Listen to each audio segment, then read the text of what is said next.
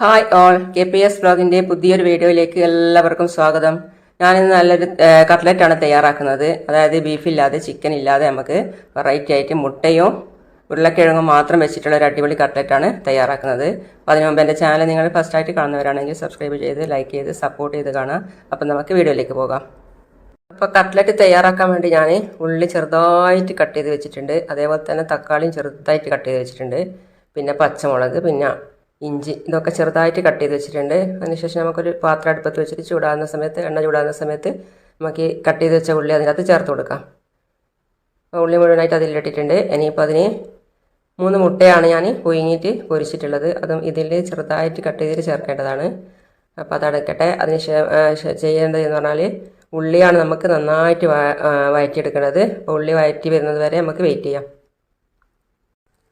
ഉള്ളി ഇതാ ചെറുതായിട്ട് കട്ട് ചെയ്തുകൊണ്ട് പെട്ടെന്ന് തന്നെ വാടിക്കിട്ടും. എന്നാൽ നമുക്ക് ഒന്ന് ഇളക്കിക്കൊണ്ടേ ഇരിക്കണോ. പിന്നെ ആവശ്യത്തിന് കുറച്ച് ഉപ്പും കൂടി ചേർത്ത് കൊടുക്കുക. ഈ സമയത്ത് അന്നേരം കുറച്ച് പെട്ടെന്ന് തന്നെ വാടിക്കിട്ടും. അതിന് വേണ്ടിയിട്ട് നമുക്ക് ഇളക്കിക്കൊണ്ടേ ഇരിക്കാം. വാടി വരുന്നവരെ നമുക്ക് ഇനിയും കുറച്ച് സമയം കൂടി വെയിറ്റ് ചെയ്യാം. കുറച്ചുകൂടി വാടാനുണ്ട്. അപ്പോൾ ഇതാ ഉള്ളി ഏകദേശം വാടി വന്ന സമയത്ത് ഞാൻ ഇഞ്ചിയും വെളുത്തുള്ളിയും കൂടി ചതച്ച് വെച്ചതാണ്, അത് ചേർത്തിട്ടുണ്ട്. അതിൻ്റെ കൂടെ തന്നെ പച്ചമുളകും കറിവേപ്പിലയും കൂടി ചേർത്ത് കൊടുക്കുന്നുണ്ട്.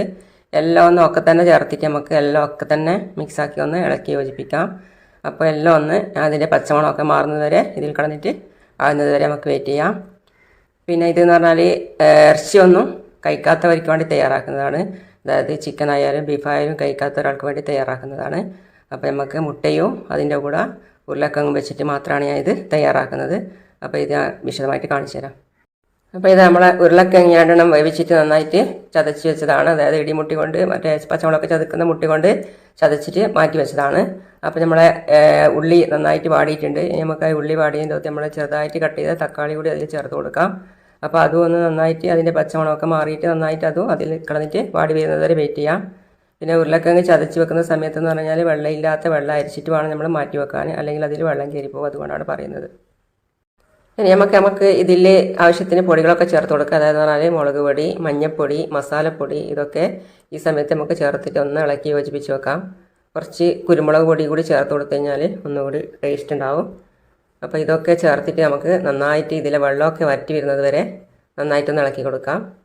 പിന്നെ നമുക്ക് നേരത്തെ പുഴുങ്ങി മാറ്റി വെച്ച മുട്ടയാണ് പൊരിച്ചിട്ട് വെച്ചത്. അതും ചെറുതായിട്ട് കട്ട് ചെയ്തിട്ട് ചേർത്തിട്ട് കൊടുക്കുക. അത് ഓവറായിട്ട് നമ്മൾ കട്ട് ചെയ്യണമെന്നില്ല, അതിൻ്റെ അകത്ത് കളഞ്ഞിട്ട് തന്നെ അങ്ങ് അടിഞ്ഞോളും. അതും ഈ സമയത്ത് നമുക്ക് ഇതിൽ ചേർത്ത് കൊടുത്തിട്ട് നന്നായിട്ട് ഇളക്കി യോജിപ്പിക്കാം. പുഴുങ്ങിയിട്ട് പൊരിക്കണമെന്നില്ല, പൊരിക്കാതെയും ചേർക്കാം മുട്ട. ഇനി ഇതെല്ലാം ഇതിനകത്ത് കളഞ്ഞിട്ടൊന്ന് എല്ലാം ഒന്ന് യോജിച്ചിട്ട് സെറ്റായി വരുന്നത് വരെ ഇളക്കി കൊടുക്കാം. അതിനുശേഷം നമുക്ക് ഉരുളക്കിഴങ്ങ് കൂടി ചേർത്ത് കൊടുക്കാം.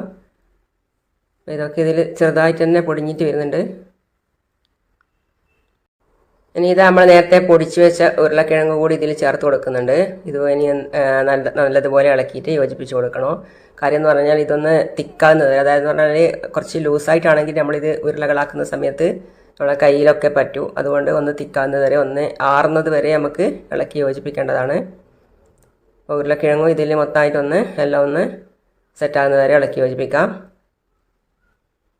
എല്ലാ ആവശ്യത്തിന് ഒന്ന് നന്നായിട്ട് പൊടിഞ്ഞിട്ട് എല്ലാം ഏകദേശം റെഡി ആയിട്ടുണ്ട്. ഈ സമയത്ത് വെള്ളം ഒന്ന് ലേശം ആറുന്നത് വരെ നമുക്ക് ഒന്ന് ഇളക്കിയിട്ട് സെറ്റാക്കി വെക്കാം.